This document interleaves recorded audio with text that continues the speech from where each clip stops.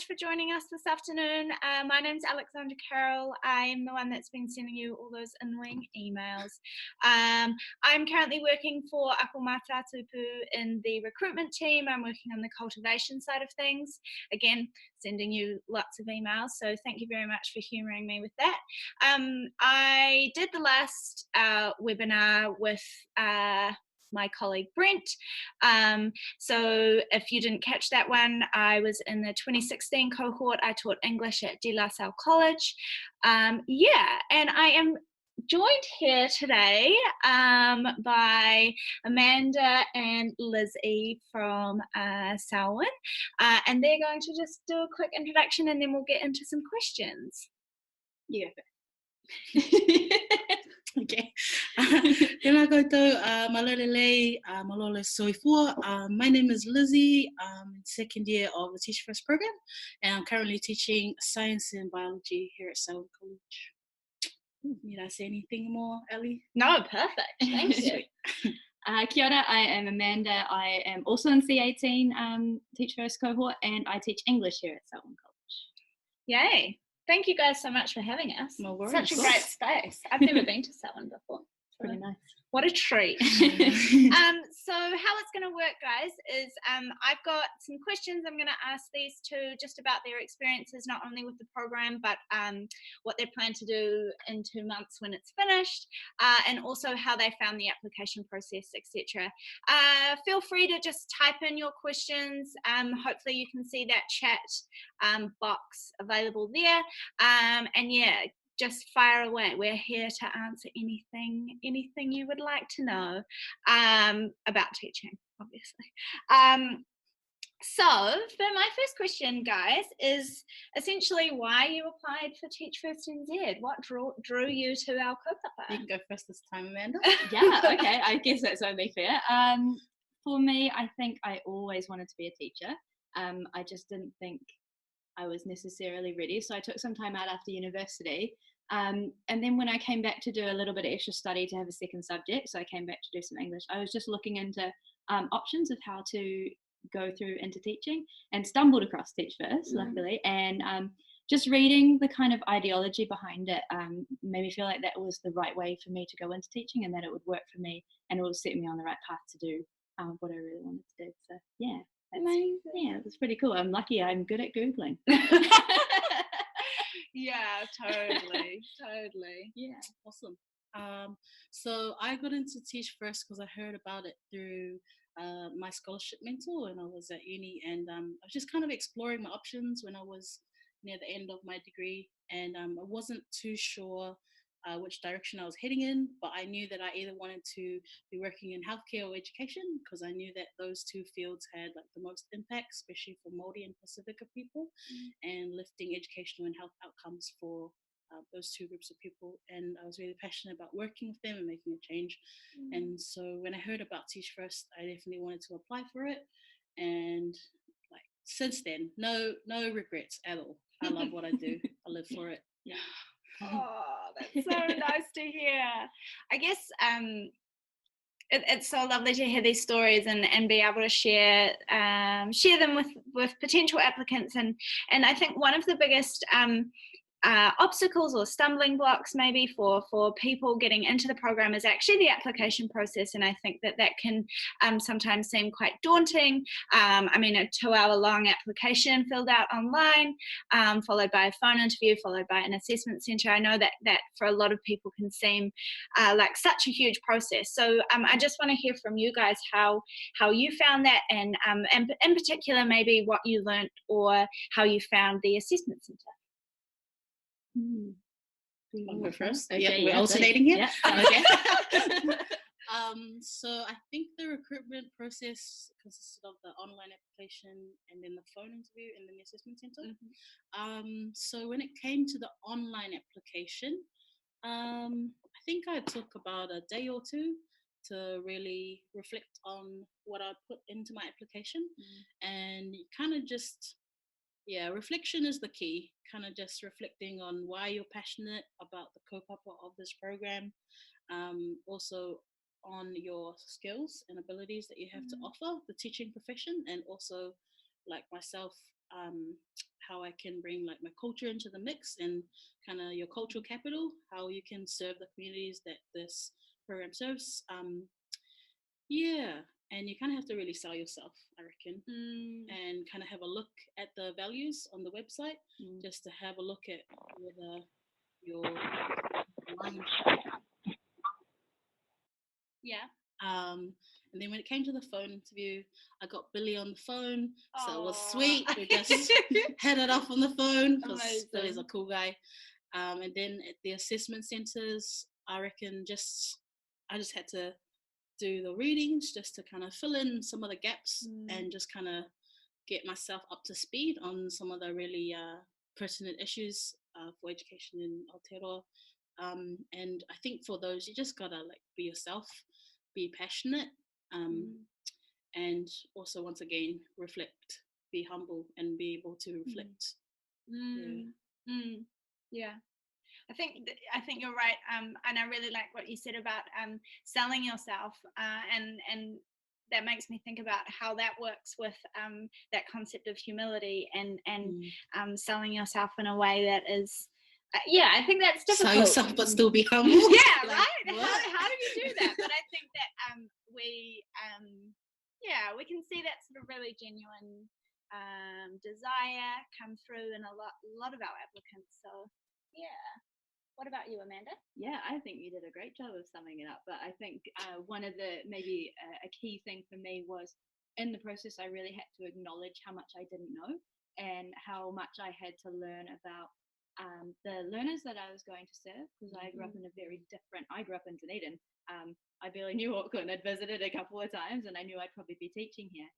So coming with an open mind and the knowledge that I had a lot to learn, as well as a lot to offer. So it was kind of like finding that ability to be vulnerable and acknowledge your limitations. I think it's the same. I reckon. Even though I'm talking to someone, guys, for those of you watching, but like even though I know about like Māori and Pacifica communities through my lived experience, I went to quite Pākehā schools growing up, so I had a lot to learn as well about the fact that even though I'm a Pacifica teacher, it doesn't necessarily mean that I earn the respect of those students that I serve straight away. Like you still have to earn it, and that's like kind of a similar lesson that I learned too. Yeah, amazing. And so, as we said at the beginning, Amanda and Lizzie are in our 2018 cohort, which means that they started teaching last year. And I just want to hear a little bit about, your biggest learnings in your first year from last year. Ooh. Yikes. huge question. I know that there's a lot going on, but I wonder if you and I know that part of the process and the program itself is really favors reflection. And so I wonder from your reflections what you pulled out of that year. Go first. Oh, okay. As a rather high achiever, she is a high achiever. like a little bit sort of shame. No, as a little bit of a perfectionist, I should rephrase it. I learned big lessons about understanding that you're never going to get everything done to the perfect standard that you want, and also the value of self-care and resilience, and really just you want to give everything to the kids in front of you because you can't help but love them. They're amazing. But you can't give anything to them if you're not giving time and energy to yourself as well. And even after years of practicing that before coming into teaching, I had to relearn it and really double down on that kind of self-care stuff and that looking after myself, because you can just get yourself lost in this so easily. But that was a hard lesson, and I know we both experienced that. We talked about it a lot. I'd say for me, I think I've come away these past few years realizing that the first year is the hardest. In that first year, I'm not gonna lie, it's really tricky. Like you're kind of thrown in the deep end, which is why it's really important, like Amanda said, to be resilient. But be prepared to fail and fail again, because failing is such an essential part of learning. And the kids are not just learning from you, you're learning from them, you're learning from and taking away from everything around you. So yeah, something that I've learned is that like no matter how many times you fail or how many times you find things difficult, especially in that first year, like, if you have that passion there for the kaupapa of the program, and like your heart is in the hard work that you do, then anything's possible, and you'll just in the end it's all worth it, I reckon. Yeah, it always pays off. Yeah, totally. I completely agree with you based on my experiences on the program too. That first year is like nothing you've ever really experienced before. But I want to know a little bit about, so you mentioned self-care. How did you look after yourself in your first year? Well, in the first term, I would spend I can barely remember it, to be honest, but I kind of would make sure that I blocked out the weekend for myself, and that is so hard to do when if you just work through the weekend, you get more of the stuff done. But that was so important in that first term, because I would just spend so much time worrying that I just needed to do something that would distract me. But then as time went on and I was able to kind of deal with the worrying, it was just doing things that I really love and making sure that I didn't spend too much time at home doing work, or making sure maybe there was a mental health day in the mix every now and then if things were really tricky. You just gotta look after yourself. But I think it's different for everybody. Like, what kind of things do you do? So I love music and singing, but those dark days in term 1 of last year, I almost blocked them out of my memory. Like literally get home and only have energy to like open Netflix and maybe a bar of chocolate. Like just block it out, like, and then maybe do work. And also knowing that while the work doesn't necessarily get easier, you get better at it, and it won't be that challenging forever. So true. Because it can feel like it in that first term. You're like, I'm never gonna master it. I can't do this, but you can. Yeah, you absolutely can. Look at you now. Yeah, I mean, we're still here. It's good. It's going well. And in the context of looking after yourself and realizing that, oh my goodness, I'm in this for the long run, and this is the next 2 years. I just, what about the support on the program? Can you talk about the sort of people or the processes that got you through that first year? Should I go first? Yeah. I would say that there's actually like a really good backbone of support in this program.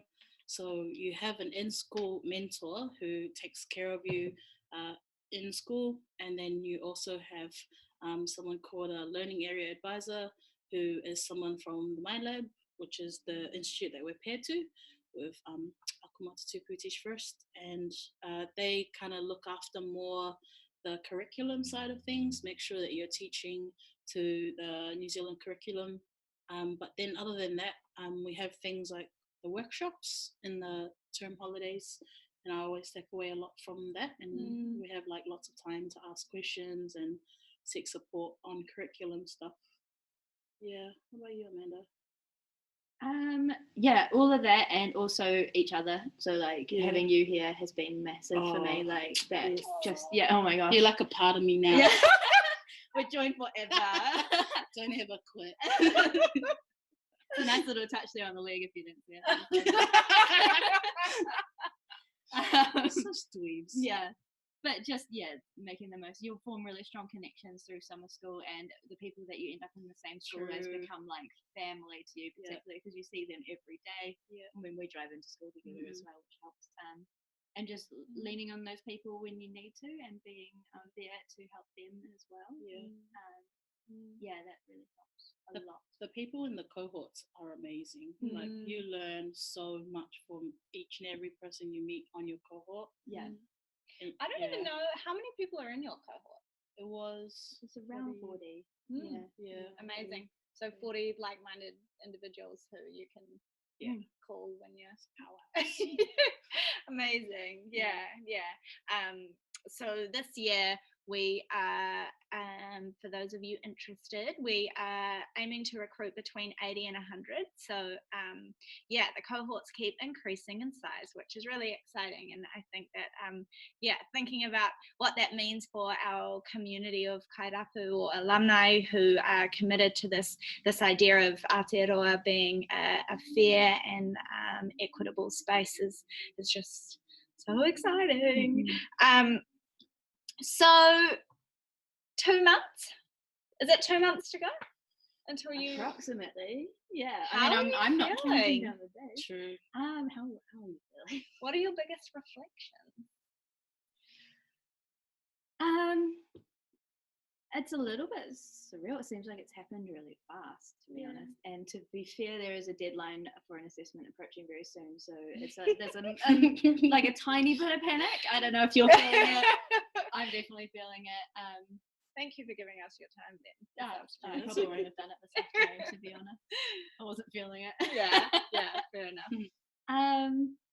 Yeah, it feels pretty surreal, but it's really exciting to realize that I've done some job that I think I'm supposed to do, but also really scary because it's like, okay, this is it. This is what I'm doing. Yeah. How are you feeling? No, I was just gonna ask. I was just gonna ask if you feel the same. If you feel like this is it. Teaching is the one. Yeah. I think like my reflections at the time being is that I'm in the place where I'm meant to be, and Dr. Michelle Johansson said it really well in a recent recruitment event for Pacifica participants when she said that all the events leading up to now have conspired to lead you to this moment. And I think that's so true because I feel like I found my purpose and my calling. And yeah, I'm fulfilling my highest calling through being on this program and being a teacher. And yeah, I guess I get really passionate, sometimes a little bit emotional as well when I think of what an awesome time this is to be alive, to have programs like this that it would just mean such a wave of change for upcoming generations, and it just makes my heart happy that that's there for them when that wasn't there for like us probably. Yeah. Wow. Yeah, I've never thought about that. That's such a wonderful way of putting it. In the context of making change in schools like you both have, tell me a little bit about firstly, so that we can explain to people listening what the leadership project looks like, and then if you could both share what you have been looking at for those projects. Yes. Okay. Cool. So this year we've been working on a leadership project. My mind just went blank. Me too. Wow. I was just talking and hoping it would come to me, but it didn't. Long day teaching. Just looking at maybe are there small areas of change that we can make within our school. We're really lucky. I think we're in a school that's doing a really good job already. And just being here, we're just enhancing what's already kind of in place. So it's just thinking about how we can make positive change for our students within, well, for me, it's within my classroom. For you, it's more across the whole school. And I guess just a little bit of context around like the requirement of a leadership project. What that looks like in an assessment. There's so Gosh. So for our leadership projects, it's like Amanda said, it has to address some element of social justice. Thank you. So there has to be some not problem, but some issue about educational inequality or social justice that you're passionate about addressing. And then what you do is you design a project which is kind of like your thesis, but more active than that, because the Mind Lab always say that there's no point in having a thesis that just sits on a shelf and doesn't actually affect anyone's lives.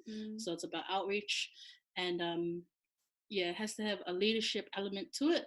So you are responsible for leading and administrating most of your project, but also you have support that's accessible to you. So you have both a supervisor and like a go-to person. And so if you have any questions about your project, then they're like your first port of call. I think some people are doing collaborative projects. Oh yeah, as well, yeah, so that's that too. Yeah. it's pretty wide open, eh? Yeah, Lots of options. it just needs to be somehow related to social justice, somehow grounded in some educational research, and demonstrate your capacity to lead some change and reflect on that, I think. So it might not even be successful, but the point is that you learn something through it, and you tried something and you reflected on it. True. And, yeah.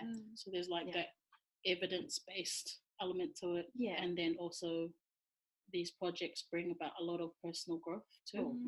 Yeah. So can you tell us the details?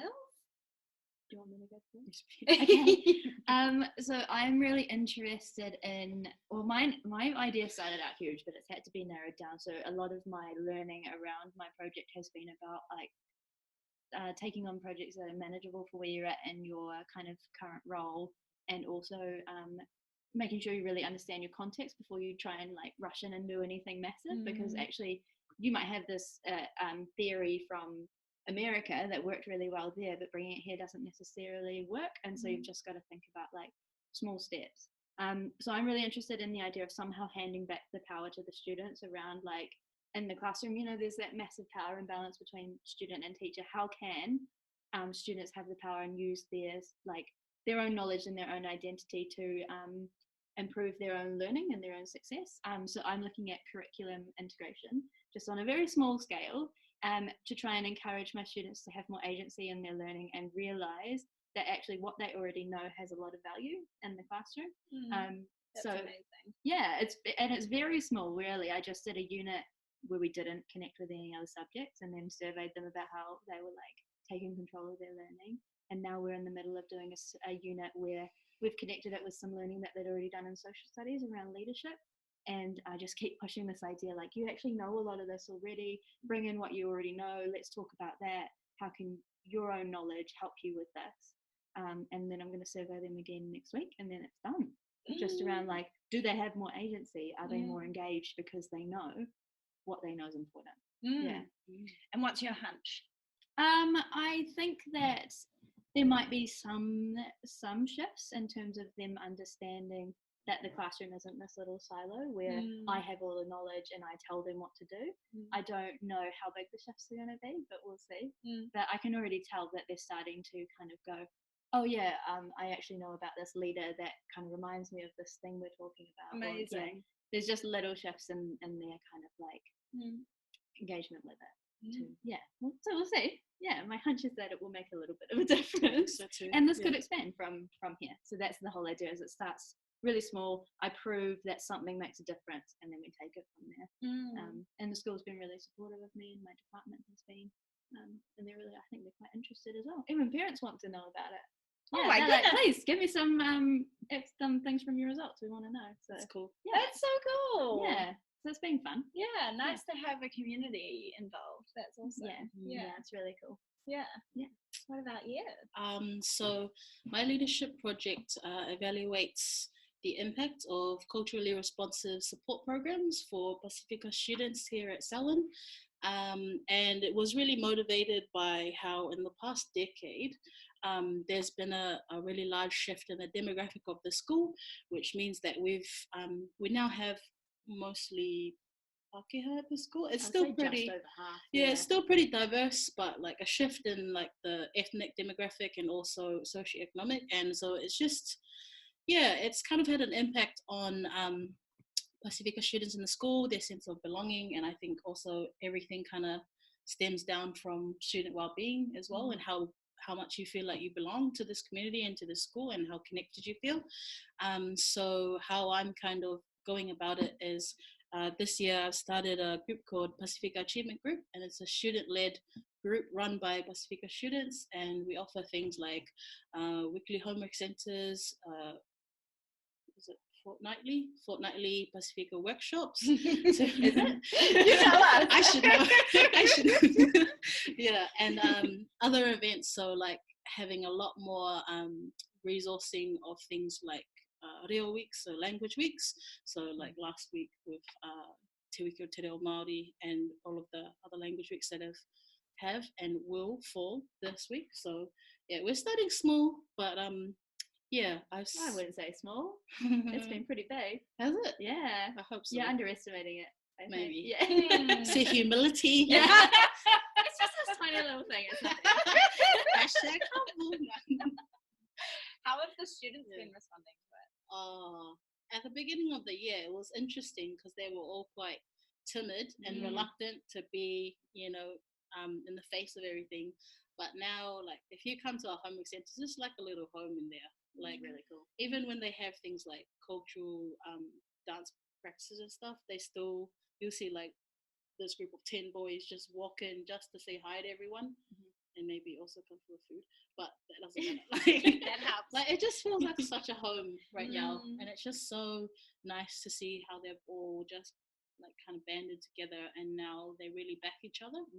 And just recently, we had an online survey go up to all the Pacifica students at the school and kind of look at how they think everything's going and the impact that the program has had for them, and the results have been really positive. Amazing. What sort of things have they been saying?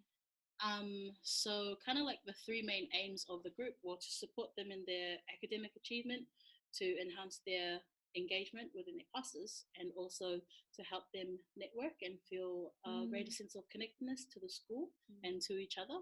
And the feedback from that survey so far suggests that we're meeting all three, which is great. Amazing. Change makers right here. Both of you. So as we mentioned before, 2 months away.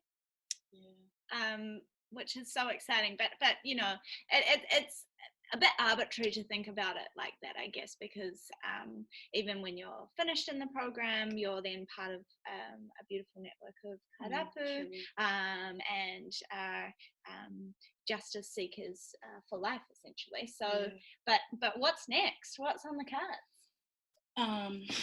Well, we both got offered jobs here, so we're Thank goodness. We're really lucky. I think that we got that offer extended to us earlier this term. So we've been offered permanent contracts for next year. Congratulations. Thank you. That's so huge. We're both really happy to stay, I think. And just kind of take a little bit of time to just settle into the job without assignments. That'd be a dream. And just maintain these awesome relationships we've built here and learn whatever we can from the school. We're really lucky, I think. Amazing. And is that common? Like, do you know many other people in your cohort? Are they staying at the same schools as well? Or? I'm not really sure. I think a few of them are. I'm not really sure. But I think some jobs are not advertised until the end of the year. Sort of that time where it's starting to happen. I think we were just lucky that it got happened kind of early for us. But the certainty is nice. But I think a few people are going to stay on, or want to at least. It's always tricky though, isn't it? Some schools don't have the space. True. Or maybe like another school might be a better fit, or there might be some more learning to happen somewhere else. So I think just it's different for everybody. But even if we weren't offered permanent contracts, like we're still we would be third year teachers next year. With a master's. Pretty employable, I would hope. Absolutely. Would hope so. And you'll be moving up to 0.8, so 4 class. Do you currently have 4 classes, or we have 3? We have 3. You have 3 classes both years. I think it's changing next time. Oh, is it? Yeah, I think it's going to 0.7 in your second year. Well, we're in this cohort then. So, but next year you'll be in 0.8, so you'll have 4 classes. Will we? I think the way it works here is we have 3.5. I'm not sure why, but I know that every first year teacher has 3.5. Maybe it's to do with. How do you have half a class? You share it with another teacher. You take 2 periods and then must be fun. I think it has potential to be fun. Working with another teacher. Amazing. Cool. Do you feel nervous about taking on that extra load, or is it just like, do you feel ready? I think I'm ready. How do you feel? Excited. Yeah. But also, since we'll be third years next year, kind of like don't have an excuse to Mm. to make Yeah, mistakes right. anymore. Yeah, you're not the I think babies. I think we can play a little longer. Yeah. Yeah. Sorry, last year I was just so caught up in my assignment. I missed this lesson.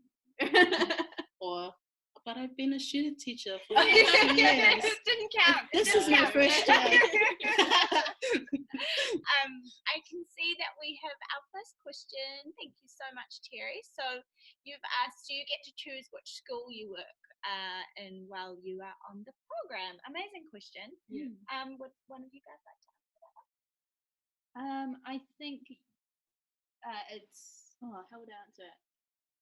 I think you can yeah. kind of suggest areas that would Yeah. work for you, but it really depends on what schools have the capacity to support you True. and the availability and the staffing. Yeah. And you kind of have to go through the application process.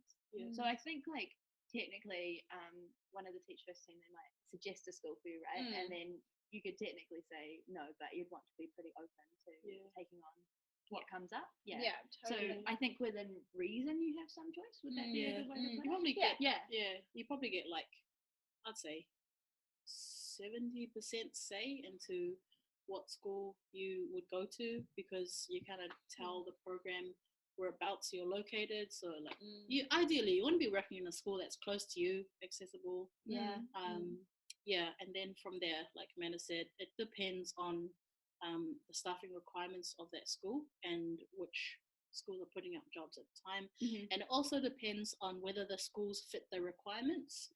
Good point. If they're a decile 1 to 5, is that what you mean? Decile 1 to 5 school. Yeah.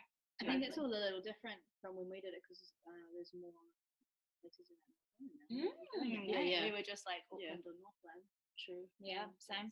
Yeah. Now it's Auckland to Kaitaia to Invercargill. Yeah. Crazy. That's huge. Yeah. Change makers all over the place. Yeah. Taking over the country. Yeah.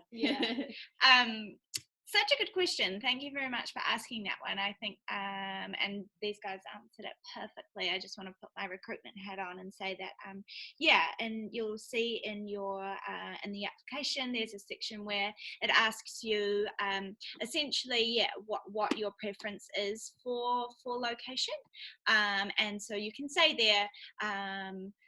I'm flexible, which a lot of graduates are, or I have my family in Tauranga, so can I stay in the Bay of Plenty, which, is something that we definitely take into account. And our pre-program team, headed by Jono Smith, is working tirelessly to, create those connections with our partner schools and really sort of put the word out, essentially. Make sure that these schools know that we have such amazing teachers out there like these two. Thank you so much for your question, Terry. No more questions have come in yet. Is there anything, is it possible to preview the online application form? It's a really good question. Is it out yet? It is. It's on the website. Without having to fill it out. Can you I feel like you go through and kind of fill it out to look at it and then go back and could you do that? Not submit it. Don't press submit. Right answer. Such good problem solving. I was like, oh my gosh. So essentially, if you look on our website, there are lots of apply buttons everywhere, and you can just maybe fill it out, but not press submit and see it as you're going. Such a good answer. But otherwise, no, there isn't an application form floating around. Good question. Was there anything else that you two wanted to talk about or reflect on? I, as I said at the beginning, I did this process a couple of weeks ago, and I honestly found it so lovely to sit with someone from my cohort and talk about the program and almost like be a little bit nostalgic, which was quite nice. No, I look forward to being nostalgic. We actually have another question. So, is the summer school in Auckland or is it regional? Great question. Is it Auckland, right? Oh, ours was in Auckland at Wesley College, and then the second half was at Grafton. Yeah, Sorry? because we were going to the uni tech, but I think it's a bit different now. Yeah, I isn't think it? it's different for the most recent cohorts because they're so big. They need to base them. Split. Yeah, they need to be flexible about it. Yeah. Sorry, guys. It's okay. So Take over. Hey, just answer the question. Answer the question. It's the Ali show. no. The Ali show. So exactly what these two have just said. So because the cohorts are getting bigger and bigger, it's getting more and more difficult to accommodate. So what will be happening this summer is it starts with a camp, and that is the whole cohort together, building connection, making these lifelong friendships. And I can speak for my cohort. We're all incredibly close as well, based on those weeks spent together on the summer initial intensive. So starts with a camp, and then actually I don't think we are going to be at Wesley this summer. We're going to be based in Rotorua at the boys' high school there, and the reason for that is because they have boarding facilities. So what you'll be doing is living there and observing classes while they're still going, which is actually an amazing opportunity for you once you start your master's qualification with the Mind Lab to be able to sort of study whilst watching these classes happen, which is really, really exciting. Then for the rest of the summer initial intensive, it is based in Auckland. How did you guys find Sai? Mike, I'm going first. Yeah, I think so. Yeah, we just like stared at each other like. How did you find it? Was it 8 weeks? 8 weeks long with like 2 weeks break in the middle. It was pretty intense. Like, I'm not gonna lie, it can get pretty tiring because you are with like a multitude of other people that you're just like getting to know and building relationships with, but then you also are learning a lot. Like, so it's kind of like a full time learning day, like 9 to 5. And then you have like assignments to do, but like it was intense but pretty fulfilling. Like, what I found is that in the first couple weeks in particular, I was really like blown away by how much I was learning from everyone around me. Learning just takes place everywhere during Sci. Totally. I agree. I found it really hard, but I think everyone has a different experience of it. I'm a bit of a homebody, and like my own space a lot. Bit of an introvert, so I definitely think it was one of the more like a challenging part of the program for me. But then other people say it was the most amazing experience ever. So I think it really is different for everybody. I cried a lot. Because you just came up from Dunedin. I was pretty homesick as well. And I had to do a lot of very fast learning and a lot of some pretty serious self-reflection around like my own personal assumptions about things and like things that I didn't know about our country. A lot of reflection. So it was amazing and really difficult, all wrapped up into it. I know that I've definitely heard some people talk about it as like a process of unlearning whilst learning, and how discombobulating that can be. Kind of like, oh wow, this is something that I thought I knew, but I spend a lot of time questioning myself and like, what am I even cut out for this? Should I even be a teacher? But just talk about that stuff and talk about it with someone who will be like, probably the fact you're even asking that means you should be. Absolutely. We've got another question here. So what sort of assessments do you do as part of the program? Great question for you two, because I didn't do the intel. Can you remember first year? During Sci, it's mostly presentations and written reports. It was for us. I think it changed a little for the next cohort, though. But we can talk about our experience, I suppose. So was it in the holidays? So each holiday is like term 1, 2, 3. Usually you have a mix of assignments that you need to do. It's assignments. There's no exams. Yes. So it's like mostly report writing, and sometimes if there's a workshop, it might be a presentation as well that you have to prepare some of the assignments are really cool though. It's not all report writing and presentations. Some require you to design an artifact, which is some kind of learning resource that can be used in the classroom and kind of is like a representation of a lot of the ideas that you study during each of the papers. Yeah, cool. So it's really they're cool assignments. Yeah, there's a lot of like reflecting on what you've done and what you've learned. A lot of that. Written and spoken on feedback you've received on things you've been working on. That's teaching for you. It just sets you up for the reality of it, I think. Totally. Great question.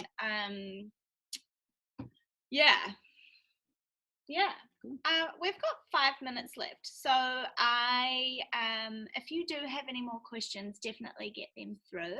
I don't want to hold these two up any more than we have to. Life as a teacher is incredibly busy, but that was one thing that I did want to touch on just before we go is can you run us through like a day in the life of Lizzie and Amanda? What does it look like to be on the program? I mean, probably not today because okay. Like a normal non-crazy day. A day where all sorts of things don't happen. Okay, we drive in together. It's like we said, we're like part of each other. We live really close together. It's quite convenient. Sometimes I forget we don't live together, and I like forget to take the turn off to drop her home. Like, don't forget to turn. Love that. So we come in quite early. It's a personal choice, but I find that it helps me keep. It's another thing I do to look after myself. Is to be here early to ease into the day. So usually around 7:30. We're here by 7:30. Have a cup of tea. Amazing. Gotta ease in with it. Or you're more of a coffee girl, aren't you? And usually there'll be something like I need to set up for a class. You're kind of the same way. We have a pretty similar day. And then I often teach period 1. Not everyone does, but so teach like between 1 and 3 classes a day when we're on the program, which is 1 class a day. That's good. That's the dream. I don't have that this year. No, neither. That's what I was thinking. Like, that was so nice. It is pretty dreamy. Between 2 or 3 classes a day, and then in your free, you'll usually be like doing some planning for the other classes or marking assignments or doing MTEL work. I'll take that. Sorry, just that. Or collecting in students' work to mark, just like now. And we usually wrap up by, there might be some meetings after school. Usually. Sometimes there's meetings after school. And depending on the day, there might be professional development in the morning. But it won't be on the same day as your meetings after school because that's a bit excessive. They're pretty good at like balancing it out sometimes. We usually have a meeting after school maybe twice a week. And usually once. And so we usually can get out of here around 4:30. Depends on the day. Some days a little earlier, some days later. It's hard to sort of make a generalized like your hours will be this to this because teachers and as you say I think that's really wonderful that you prefer to be here early. It works really well for me. Whereas I think other teachers may prefer to get to school but later and stay later in the evening. Maybe. That's kind of one of the cool things about teaching, I think, is although you're obviously teaching from 9 to 3, but the beginning and the end of the day is quite fluid. Which I like. You definitely need to at least work one of them. Yes. Maybe not Fridays. Fridays. I think it also depends on how committed you are to co-curricular activities too. Because if you're taking on like a few, then it might take up some time here and there, like break time here and there, or after school. Like homework center days, Wednesdays, we're probably here until like sometimes 5:30, sometimes 6. That's a long day. That's when the chocolate and the Netflix comes out. That's actually every day. No work after school on Wednesdays. Nice. And how powerful to have that have set those boundaries for yourself. I think that's such an important lesson. Amazing. Okay, that's all we've got time for today. Thank you so much for joining us, and thank you both, Amanda and Lizzie, for welcoming us into your space and answering all these tough questions. No worries. Cool. Really nice. Thank Thanks you. so much, guys. Thanks for tuning in. Bye. Bye.